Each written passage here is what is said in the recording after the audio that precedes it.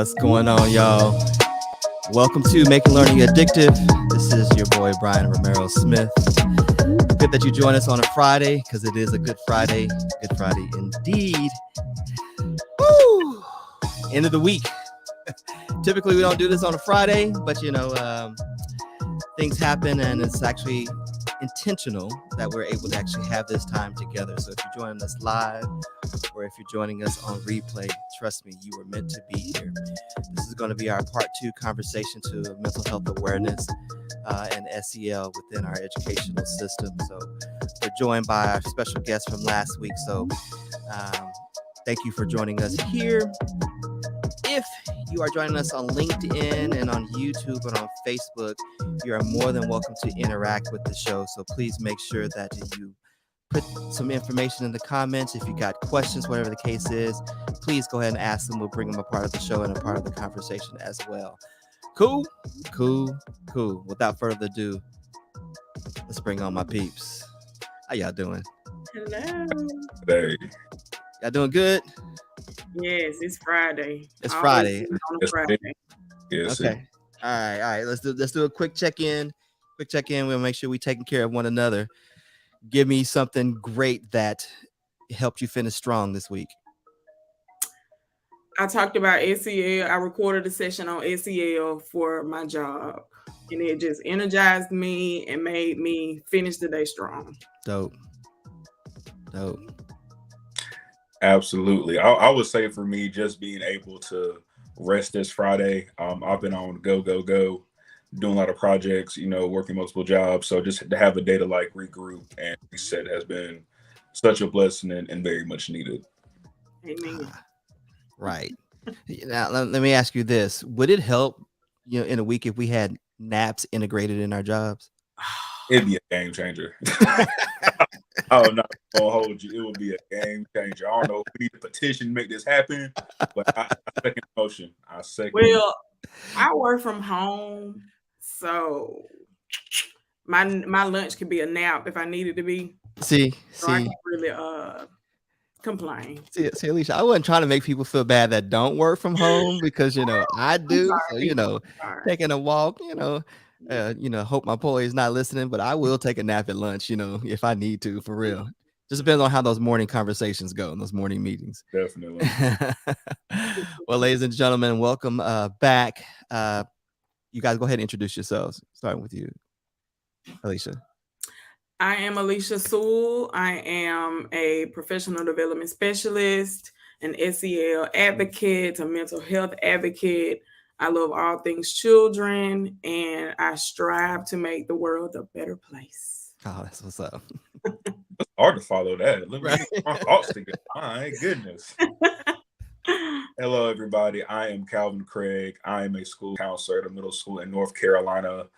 And, this work is something that I really believe in. I had one Black male school counselor, my whole matriculation, and he wasn't even my counselor, but I still went to him. So I definitely got in this field to be the representation that I wish I would have had. So I'm excited to be with like-minded individuals to really publicly push my SEL agenda. So I'm excited to be here. See, that was beautiful. That was wonderful. That's what's up. And actually that makes me want to start here with your why. Why did you get into this field? So you alluded to that, Calvin, a little bit. You want to expound upon that, For sure. Absolutely. So my undergraduate degree is actually in business administration. So my first 2 jobs out of college, I was doing a sales role. And I absolutely hated it because I was not really helping people the way I wanted to help them. But my graduate chapter, JAMA out of Cary, North Carolina, we have a mentorship program with a local high school where we would mentor them every first Saturday. And I got so much fulfillment after that, that even if my work week at my sales job was terrible, I looked forward to that because I was doing work that meant something to me. And I was talking to a former teacher of mine, and she said, "Have you ever considered school counseling?" And I was like, I will never be in a school is what I thought. My mom's a teacher, my grandmother was a teacher, my aunt was an administrator, so I tried to run from it as much as I could. But, I was 23, 24 at the time. And, I was like, I have nothing to lose. I'm not married. I don't have any kids. So if I make a career switch, at least I have one degree to fall back on. So that's how I ended up becoming a school counselor. So this is year 3, going on year 4, and it's been phenomenal. I leave work every day feeling fulfilled. Wow. Definitely a blessing to be doing what I'm doing, for sure. Oh, that was beautiful. Wow. Wow. Now, Wow. how What about can I go after that? right, right. Go ahead, Alicia. Well, I became an educator because I wanted to be the person I needed when I was growing up. Um, Mm, I worked as a teacher's assistant and a principal's assistant, and there was a teacher. Her name is Miss Cabell, and she's still teaching today. She saw me interacting with kids, and she was like, "You need to be a teacher." mm, And I was 17 years old, and at that moment, I knew that that was what I was going to do.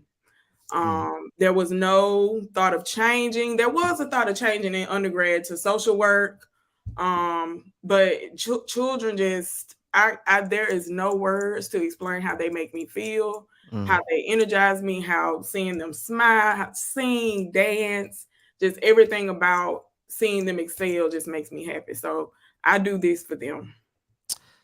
That's absolutely beautiful. I mean, I didn't intend on starting like this, but Craig, so Calvin was saying something earlier, you know what, while we were chatting, you know, ladies and gentlemen, we do have conversations before we come on the show, just to let y'all know. But he said something earlier that made me go back to my story and my why. And I'm just going to tell it real quick. Many people have heard it before. I'll say it real quick because what we're talking about today was my why for getting into education. You know, I was a psychology major, you know, going into school, and I failed Psych 101. You know, the class. It was a pass or fail class. You take the exam at the end, the final at the end, and I didn't pass it. And I was like, "Wait a minute, hold on. I know this stuff. The same stuff I did in high school. You know, I can, I can eat this stuff and, you know, spit it out, you know, easily, but I just failed the test." So I went to the professor. He let me retake the test in his office. I blamed it on test anxiety, you know, something we learned about, you know, and I failed the test again in the back of his office. He said, you know, you got to repeat the class.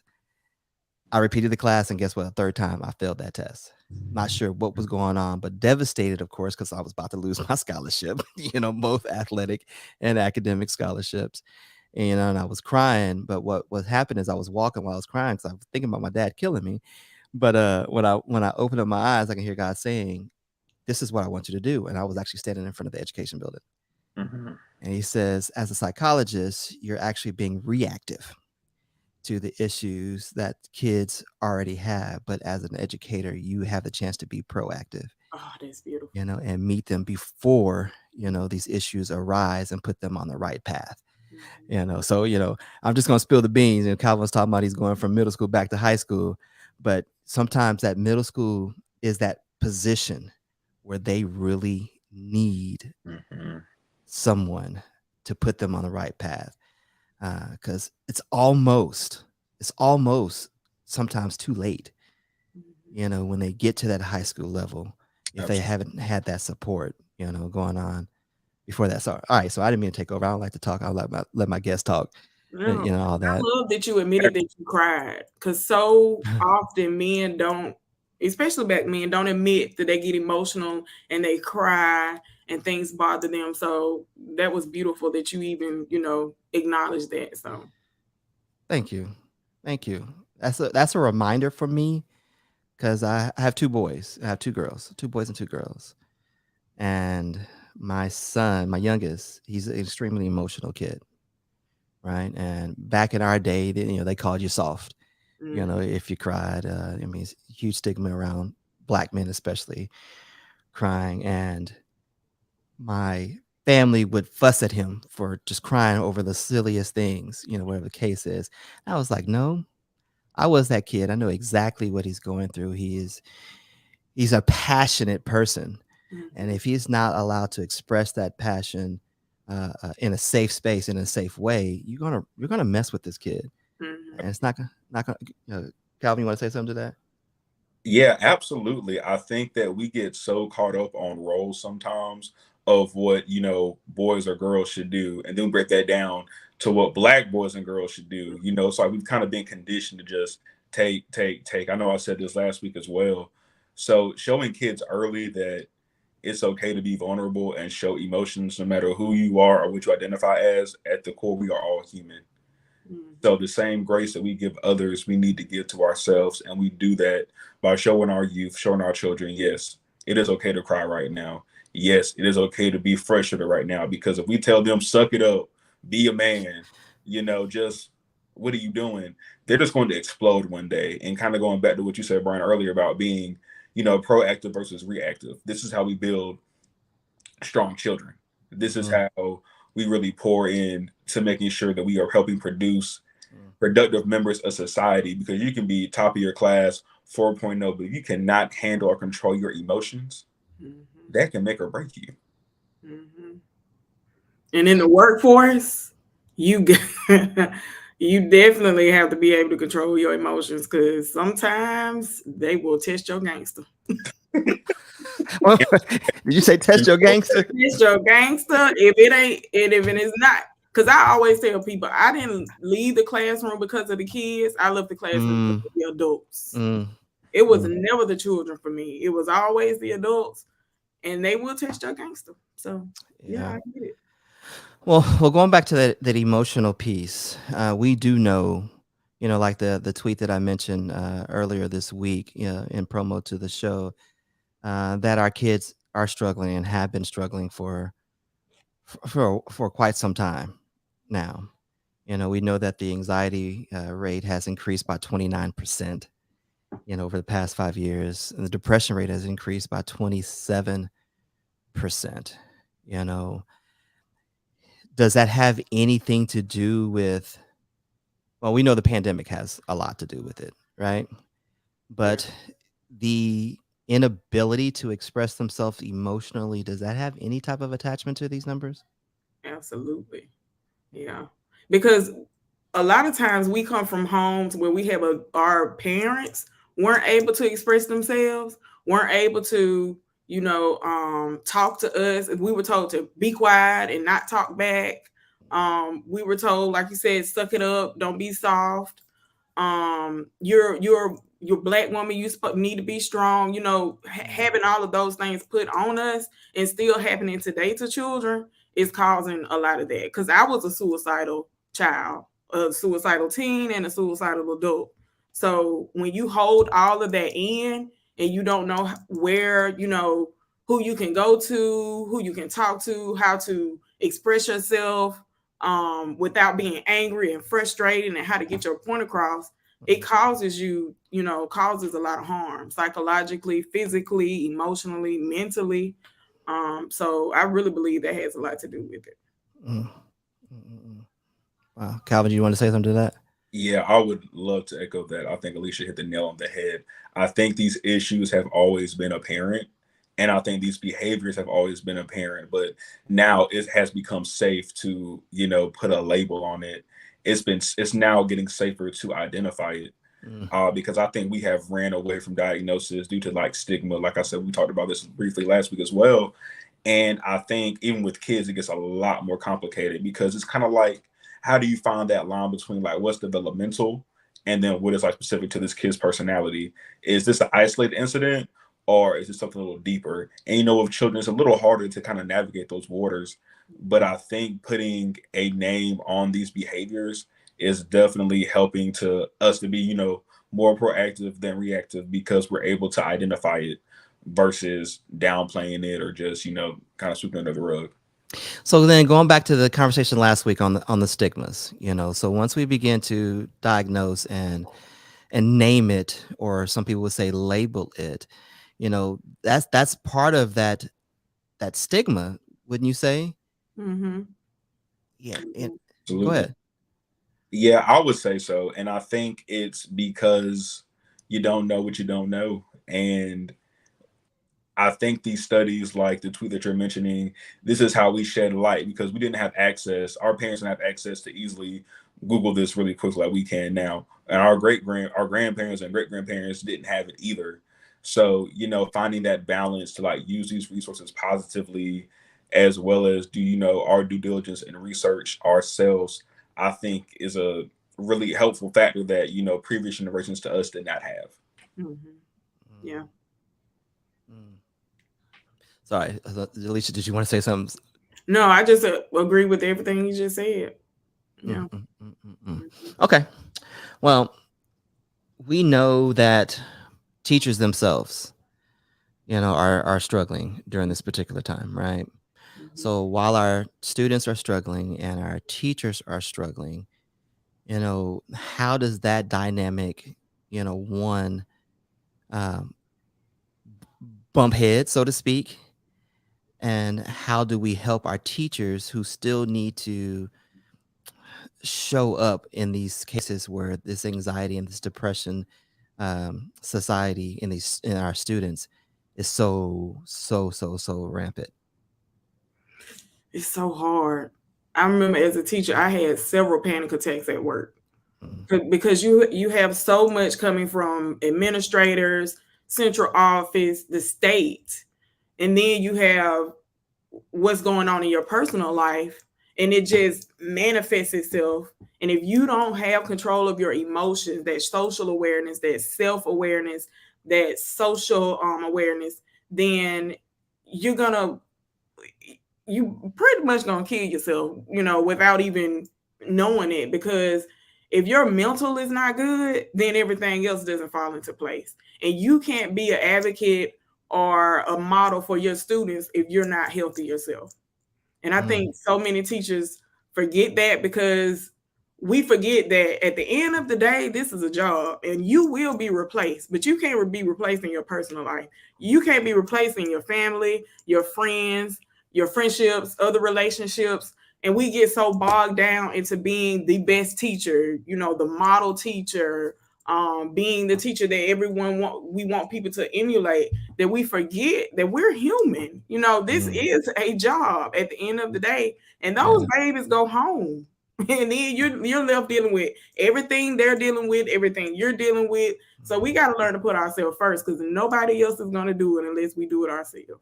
Mhm. Indeed. Actually, you guys, I have a friend that just hopped on. I haven't Thanks, seen Brian. I haven't seen you in a long time. How are you doing? I'm still here. I'm still here. Well, praise I'm in God for middle that. school now. Oh, see, Calvin, Just middle being school. proactive and not There you reactive. go. There you go. Okay. Well, why don't you tell everybody who you are?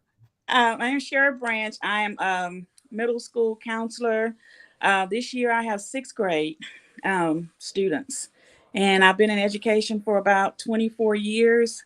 And I love technology. I have to say that. But yeah, I've been in middle school for 3 years. This is my third year. So, Okay, so but I have had a chance to listen to the beginning of the topic. okay, good. We're really just diving in, as the conversation flows, because there's just so much to, Hmm. becoming mental health aware, and then advocating for social emotional learning opportunities in our school. Last week we talked about the stigmas around it, but we Hmm.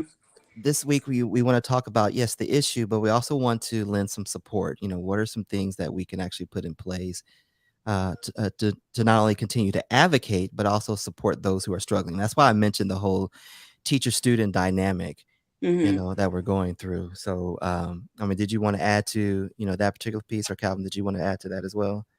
How we can help these teachers who are going through themselves, but at the same time we've got students who are struggling and they need that adult in that position. I wish there were more administrators that understood where teachers are, because it's really difficult for them to speak out and say how they're feeling. So they keep a lot of things in until, that one day they snap. So I wish they had some place where they could vent.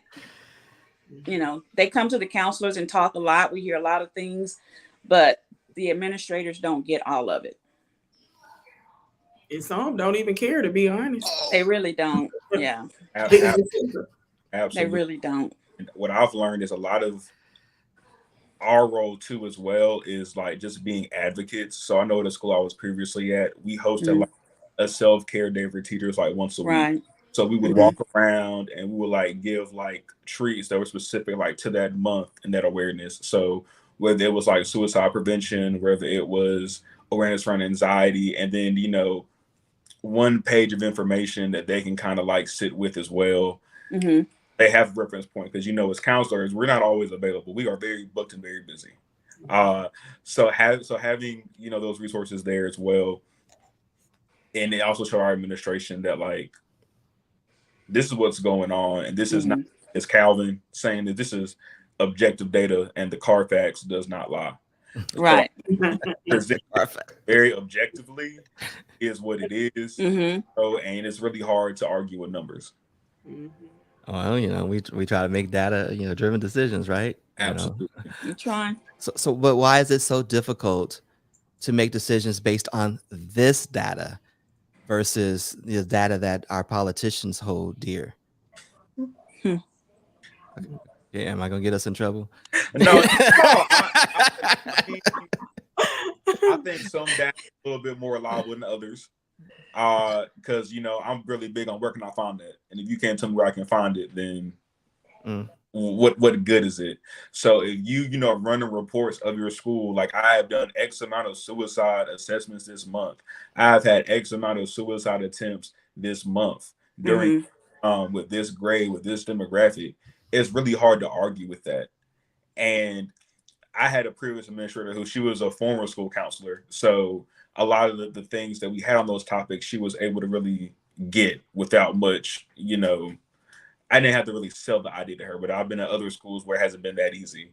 Right. So try to take my emotions out of it and look at it very objectively, because our counties have data, our state has data, and we have data at the school. And if this is what is going on with our students and we want them to be, you know, really able to regulate their emotions, then here are some interventions that we need to implement. I can come to you objectively with that. Like I said, unless you just really do not care, that's how your card will be revealed, you know, from a leadership perspective. I know of a principal who said once the kids, like a student was having trouble, well, that kid's not our problem when they move on. They don't care. I mean, being real, they do not care. Yeah. We know with COVID, they don't care about numbers. They don't care about it. It's all about the agenda, the politics. And we forget that children are more than data numbers. They are more than test scores. They are humans, and so are the educators. Yeah. I'm so sorry. My dog just had to make an appearance. It is okay. You know, we all need a support, you know, system around us. So, you know. And I got 2 small support systems. Well, you know what? You bring up a serious argument because, you know, we know that when we talk about the big exodus of teachers leaving the field, either due to what we call burnout or straight up demoralization. All right. We know that it is a direct tie to the lack of administrative support. Now, let's look at, though, the defense of some of these administrators. They get pressure on the other side of things as well. Yeah. Right. Because those who are not on the front line forget what the battle was like. All right. Once you matriculate your way onto your silver spoon in position in education, you know, you have a tendency to lose focus on what's most important at the very beginning when you started, and that's the kids, right?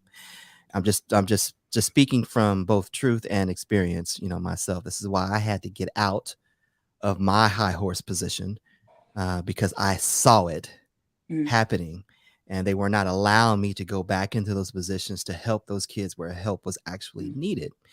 So with that being said, how do we also advocate for these administrators? Yeah, you're right. But think about it. The people above them who look at the attendance, you know, because there's funding in that. You know, they look at the budget cuts that have been in place, and they look at what next year's budget is going to look like based on test scores. What about that pressure for administration? I'm just going to say, I know it's hard. I'm not saying that it's easy, but you got to grow. You got that backbone. You got to stand up for what's You really right. do. I mean, that's just at the core. If it's wrong, then we need to fight against it. Okay. Yeah. In all of my years, I've only had one administrator to stand up and say, we're not going to practice testing all year. I want you guys to just teach and, you know, be with your kids. And that was probably 20 years ago when she did that. And it was probably one of my best years. Okay. So I think we've hit the nail on the head where a lot of this pressure, you know, comes from high stakes testing in certain areas, especially here in Texas. In Texas, yeah. Sharon and I, we're both in Texas, so y'all trust me, it's a different beast down here, you know, for sure. But with that being said, we want to also provide some ways to support yourself and create some support systems around you. We're just going to throw some things up and we're going to chat about that, you know, right now. One of the suggestions, you know, in working on your mental health in whatever, no matter what seat you're in, as a student, as a teacher, as an administrator, I do believe this is appropriate. Maintain a daily routine. Thoughts on that? It can be hard sometimes, but I definitely agree. Journaling has been part of my routine. It's something that I try to practice. I've been slacking this year, but it really has helped with my mental health and to see where I was this time last year to how I've grown now.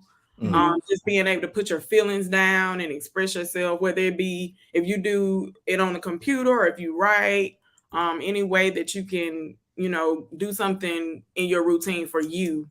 I think that's important. Absolutely. I know for me, when I work out in the morning, I feel 10 times better than try to like put it off during the day. I have my most productive days when I start my morning moving, and it has its physical attributes as well. But like, that's my time to like get away from the world for an hour and some change. And once my mental is together and I can do that, then I really feel ready to start my day. And like Alicia said, it's really hard because life happens, right? Some days you just don't want to get up. Some days you don't feel like. But I think I speak for everybody when I say we don't want to pay bills. You know, we don't want to buy gas, especially at these prices. Hello, somebody. But we push through when we do it. So if we do it for these other obligations, then we have to have that same energy, you know, to preserve our mental health as well. Yeah. And one of mine has been just being around positivity, especially in the mornings.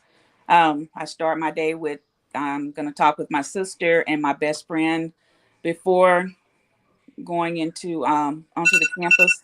And when I do that, you know, it helps get my day started. Nice. Love that. Let's see here. I know a parent, and I think she was actually put on the Good Morning America show as well.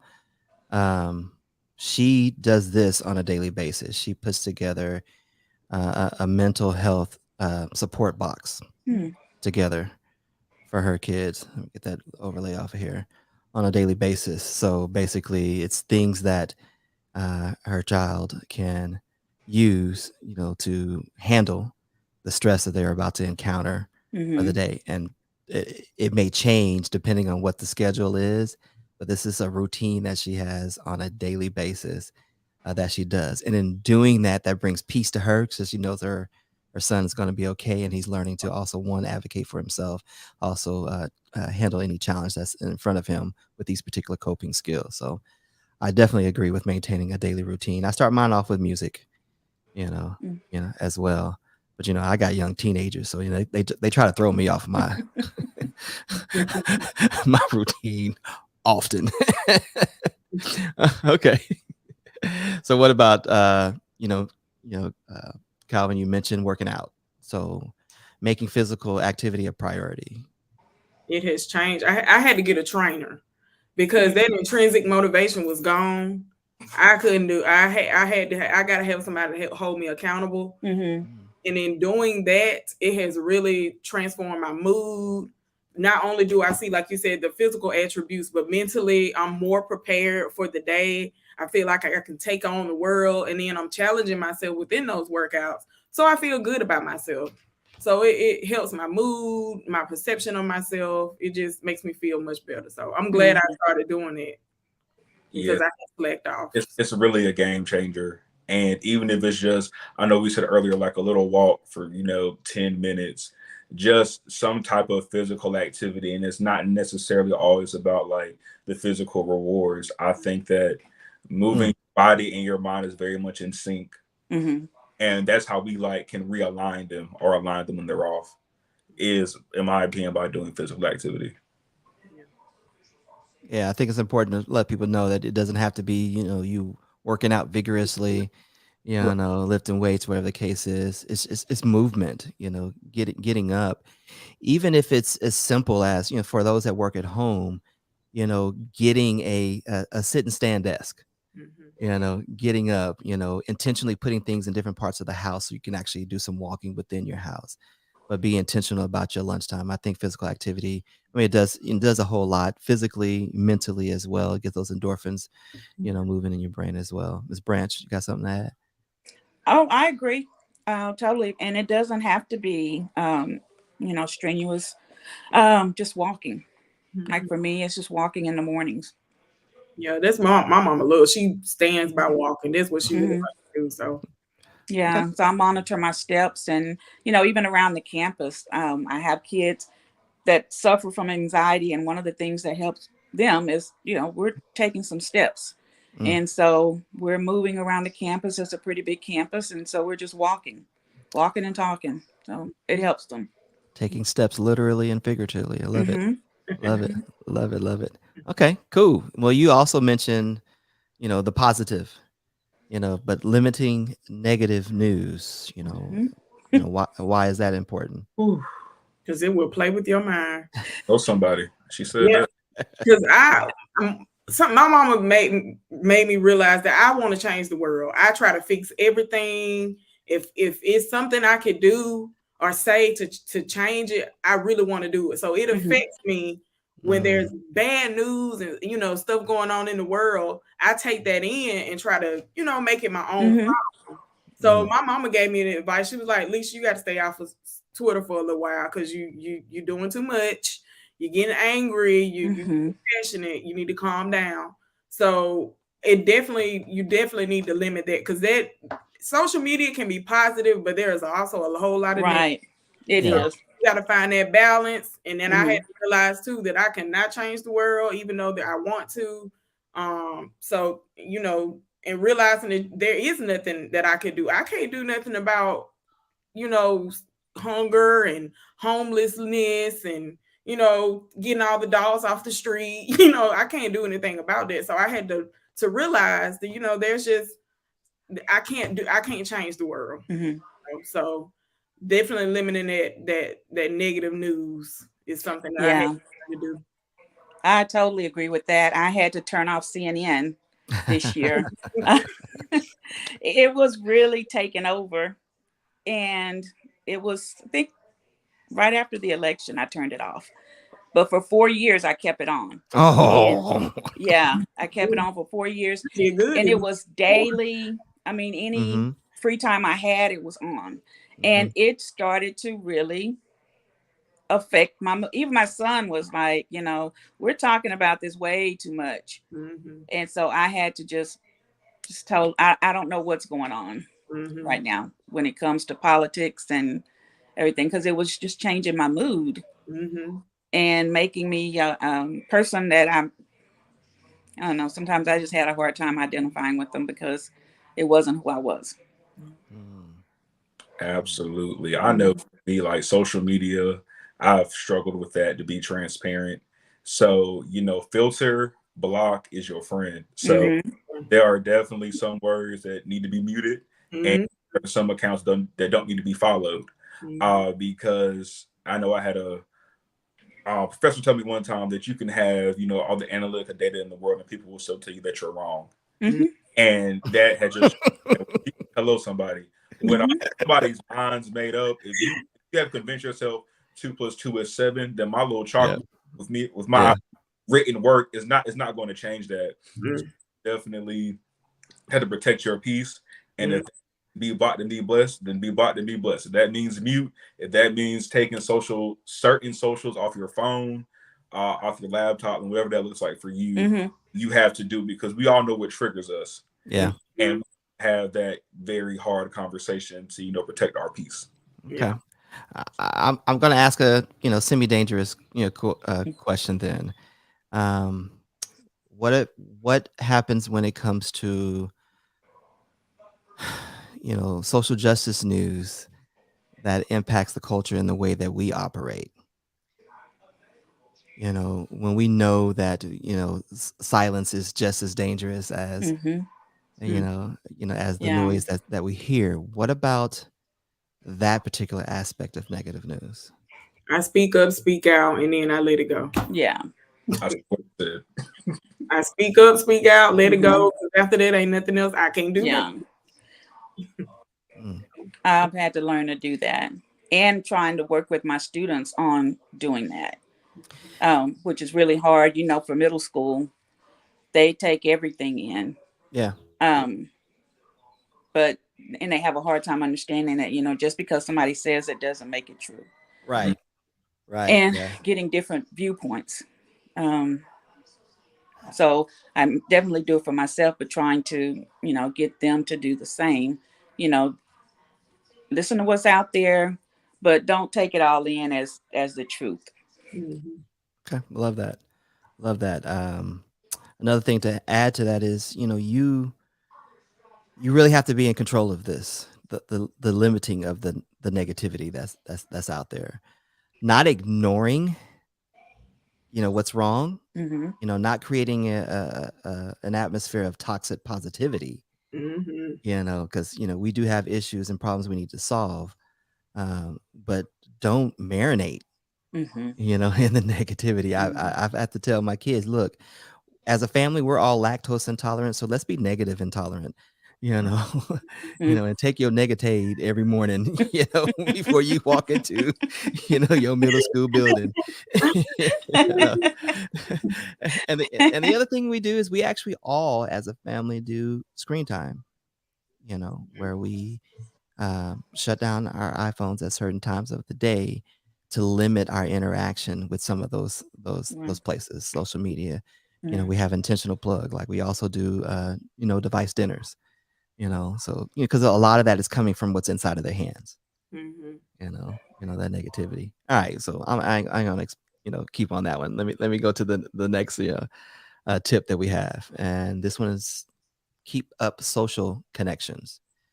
What do you think about that? This is so key, especially coming off the heels of COVID-19. A lot of people were very much disconnected. That was physically, or being in a rush, not feeling up to maybe communicating with other people for whatever reason that might have been. But I know for me, like I know tomorrow, me and my Lime brothers were celebrating 9 years in our fraternity. So being able to like have conversations with them, reflect on those times, that rejuvenates me. And when I get isolated, I shut down, and I'm not my best self. So I literally have on my phone every Wednesday at 9 o'clock to call or text a friend. And from I've been able to be really good about keeping those connections that are valuable to me, and it has definitely helped keep very sane in these very unprecedented times that we're living in. Yeah, love that. If it weren't for my connections, I'll tell you, I would have been gone, because even after this, I'm going to meet some friends. Being intentional about your relationships, being intentional about connecting with people, seeing how people are doing, because a lot of times people don't reach out because they're going through something, and you think, oh, they don't want to be my friend anymore, they're not talking to me. But we all fighting battles. Yeah. So every time I think about somebody, I text them or I call them just to see, because they've crossed my mind for a reason. So I try to keep my connections up. I try to keep my friendships nurtured, because they mean a lot to me. And I always tell people I am nothing without the people I surround myself with. So people think I'm successful. I'm successful because of the people I surround myself with. They keep me going. They encourage me. They motivate me. They push me to be better. I wouldn't have been diagnosed with bipolar disorder last year had I not been told to put my mental health first because of a friend. Because I was in denial. I was like, oh, I'm good. She was my counselor. She was my therapist. And she was like, no, I can't do this. You need help and I can't give it to you. So you're pushing mental health and social emotional learning, but you're not taking care of yourself. So in order to be that model, you need to put yourself first. So like I said, if it wasn't for my connections, I'd be gone. So, but what about the social recluse? You know, the person who is socially awkward, you know, who doesn't know how to make those social connections. You know, what is the support mechanism that they actually need, you know, to help them in these times of high anxiety and high depression? I think Alicia made a good point earlier when she said, I am who I surround myself with. And, you know, I would consider myself an extrovert, but I have friends who are not. And, you know, like you really study the people you're around, like you study their habits and their patterns and when you don't hear from them, when you do, and you really like use that information to show up for them. And, you know, not everybody will say, I'm lonely. Everyone's not going to say, I need you to call me. So kind of like what Alicia said, that cross your mind, just do it. And if you're that person who might be a little bit more, you know, awkward socially, then I would challenge you to be vulnerable and say, I need a friend.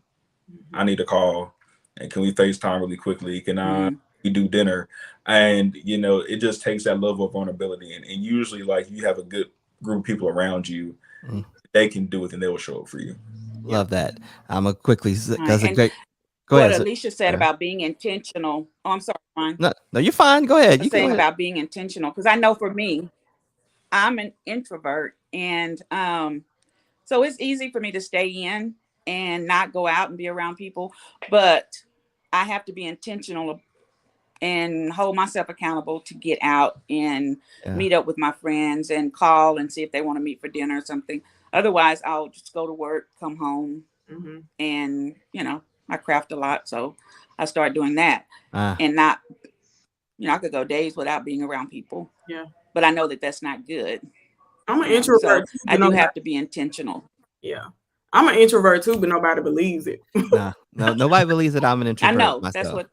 But I get energy from being alone. Like I'm just now putting myself out there to go out and do things. But I love being by myself. I love when it's just me and my dogs, and chilling in the bedroom watching TV. So I definitely have to be intentional, because I'm not, like, if I don't know you, I'm not going to talk to you. I'm not going to say anything. But I get energy from being around people I care about. So that's when the extrovert comes out. I guess that, I mean, well, I guess that is one of the key, though, you know, is tapping into those close relationships that people who care about you, but you just haven't prioritized that as a relationship that you need to constantly tap in, you know, on. I'm an introvert. I do these shows because I am an introvert, you know, because I can do it from home and I don't have to be out and doing it. But I think better when I'm by myself. I'm a creative. So, you know, this is when I'm in my creative spurts, when I'm just chilling on the porch, you know, on the patio, whatever the case is, you know, those shower moments, I'm best. However, I've learned that sometimes me as a creative being an introvert is a little selfish. You know, because what is being poured into me spiritually or whatever is going on while I'm creating is meant to be shared with somebody else. You know, so I've learned to reach out. I've learned to network, you know, Cher and I, we met at a conference, right? Is that where we first met? You know, TCCA? At a tech conference, yeah. Yeah. You know, absolutely. I was presenting, wasn't I? Yeah, that an year, introvert and then presenting. I think I presented the next year. Yep. So with that being said, you know, engaging in dialogue is critical. You know, how do we engage children in open dialogue? I think just asking them and being intentional with planning is a really good start. So I know back in November, I did a presentation about responsible social media use. And one of the things that I included was having teachers include students in like tweeting for like their team. Because kids thrive off of autonomy, and that can be a game changer because so many kids are silenced at home. They do not have a voice at home. So school is the 8 hours where they can be vocal in a safe space. So including kids in restorative circles and, you know, activities, and it really encouraging them to use their voice. It really helps them lay the foundation for self-advocacy and advocacy for others. Mm-hmm. And building relationships. Just how are you doing this morning? How are you doing this morning? Mm-hmm. Did you get good rest? Did you enjoy your breakfast? Those 3 questions can change a child's whole day and spark conversation Really can. about everything going on in their life. And when they feel safe and comfortable with you, they'll tell you everything, especially they will. Mm-hmm. They'll tell yeah, y'all. they will. They will. Just being present, you know, students knowing that you're there to listen without judgment. I found that just through the years, that's been the biggest thing for me. I just try to be present for students so that they feel comfortable coming in and talking, or when there's and being, you know, proactive, because then they'll come in and feel comfortable talking about, you know, when something negative is going on at home. They have no problem coming in talking about it because we've been talking about so many other things. Yeah, that intentionality is key. Mm-hmm. And then consistency with that intentionality. You know, that's something I would preach about, building equity within a child, you know, because if you have not built space within their heart, they're not going to trust you with their learning or with their voice, you know, at all. But Calvin, you blew my mind. I mean, I know I don't know if y'all thought I had a headache or something, you know, but the light bulb. You said that children thrive off of autonomy. Is that where rebellion comes from? Oh, you know, now that you say it, you might be something, my friend. I've honestly never thought about that until 20 seconds ago. But that makes a lot of sense. If kids do not feel included, then I'm just gonna do what I want to anyway, because in my confinement, I can't anyway, so I'm just gonna do what I want. That makes And the worst thing you can say to a child is what happens at home stays at home. Because everything that happened at home ain't good. Hello, somebody. And they need to be able to express themselves, and telling children not to speak up. I'm grown, you know, hush your mouth. Nobody's talking to you. Like that stifles that stifles the autonomy, that stifles the self-expression and the being able to. That's where, you know, that modeling comes in, teaching them how to disagree respectfully. Kids don't always have to agree with you. They should be able to tell you when they don't agree, when they don't want to do something, when that's not good. Oh, I don't like that. I mean, if you stifle their autonomy, as you say, you know, that great point, then you're stifling them. They won't be able to express themselves, and then what's gonna happen when they turn into an adult? You know, that is powerful. That's why we have so many men that don't want to express themselves in relationships, because they've been told not to speak. You know, ain't nobody talking to you. We grown. This is a grown folks conversation, right? We need to stop that in our community because it's hurting our kids. Yeah, it really is. I know for my kid, it's been, I always just talk to him as an adult, you know, within reason, but it was never, you know, keep your mouth closed and all that stuff. But now that he's 21, did I go too far with it? But I'm glad that he feels comfortable. Because he can have conversations with me that I wouldn't dream of having with my parents.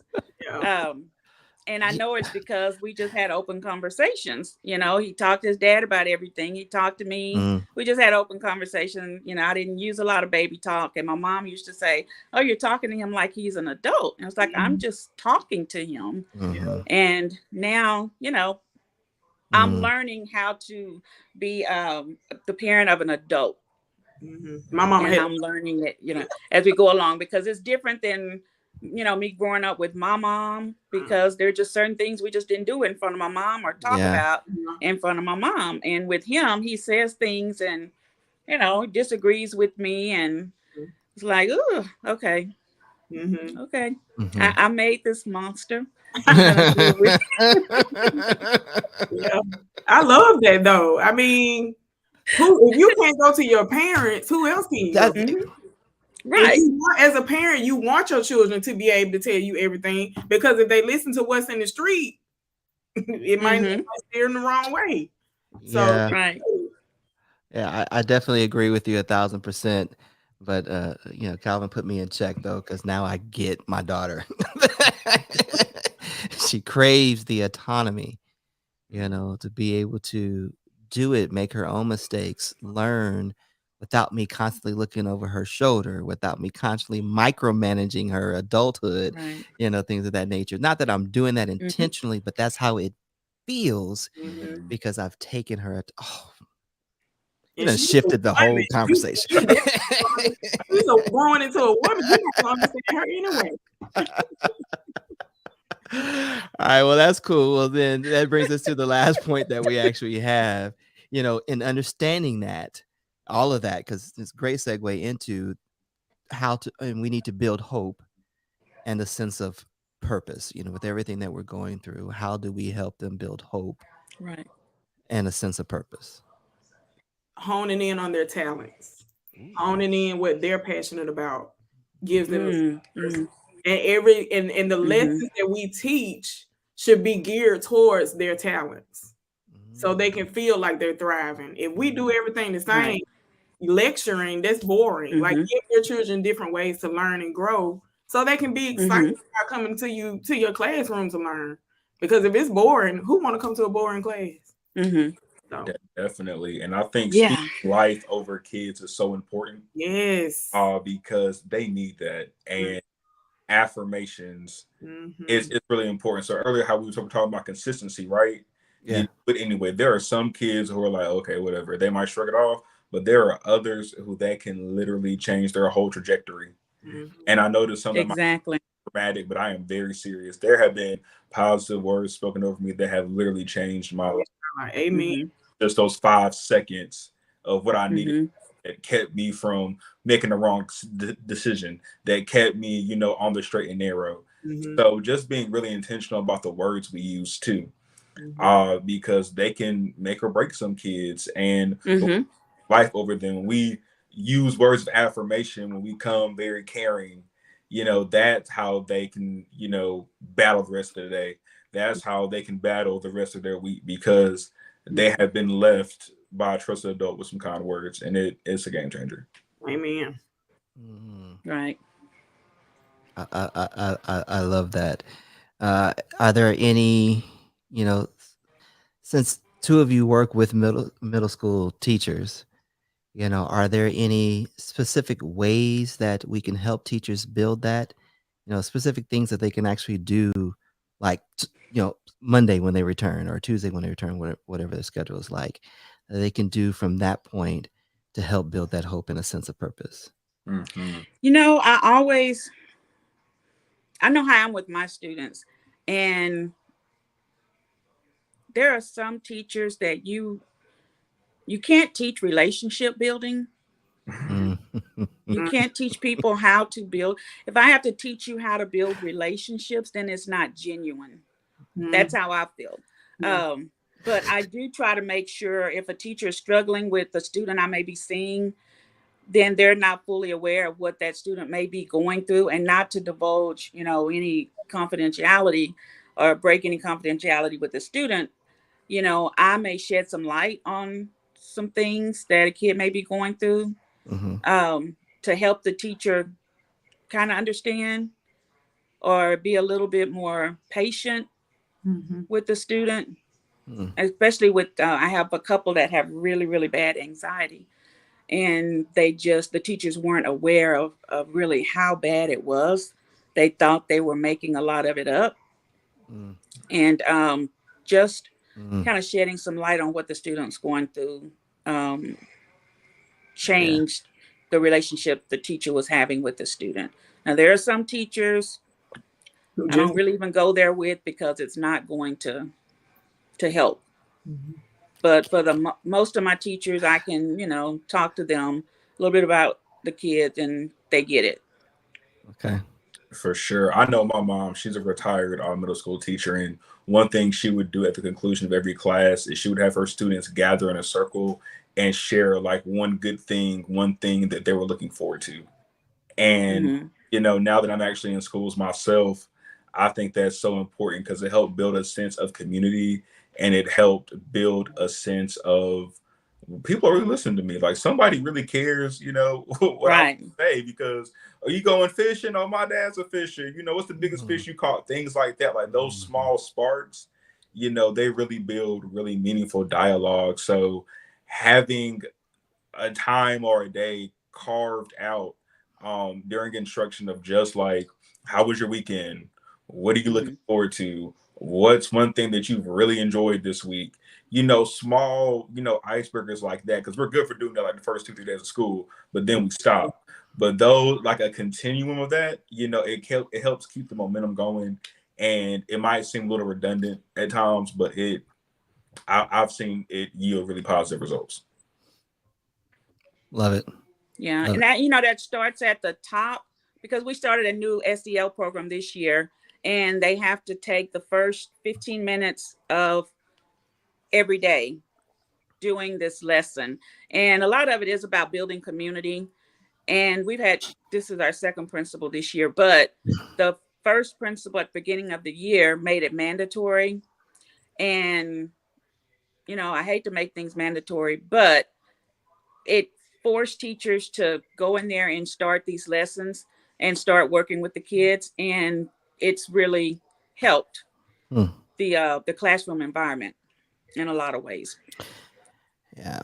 I just think that we are in a state in education to where it has to be mandatory. We're in a bad place right now. And some of it is our own doing, just to be real. I'm sorry, we can't blame everything on a pandemic. The pandemic exposed a lot of things that we have been doing for years and years and years that was messed up. And our need to, our inner desire to want to put things back to what we considered normal, is detrimental, to be completely honest with you.